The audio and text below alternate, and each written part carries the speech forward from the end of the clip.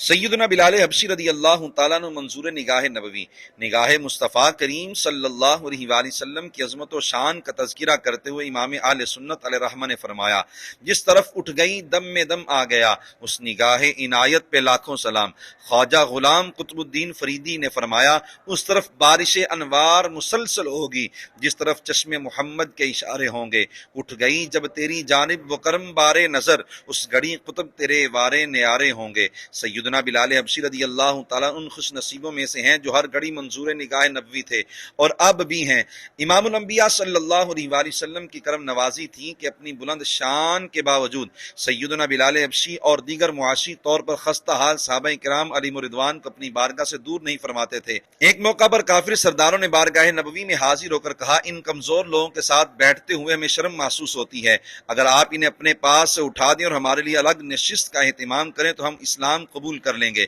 اس پر رب تعالیٰ نے یہ آیت نازل فرمائی، وَاصْبِرْ نَفْسَكَ مَعَ الَّذِينَ يَدْعُونَ رَبَّهُمْ بِالْغَدَاةِ وَالْعَشِيِّ يُرِيدُونَ وَجْهَهُ وَلَا تَعْدُ عَيْنَاكَ عَنْهُمْ، یعنی اے حبیب مکرم، اور اپنی جان کو ان لوگوں کے ساتھ مانوس رکھیے جو صبح و شام اپنے رب کو پکارتے ہیں، اس کی رضا چاہتے ہیں، اور آپ اپنی آنکھیں یعنی توجہ ان سے نہ ہٹائیں۔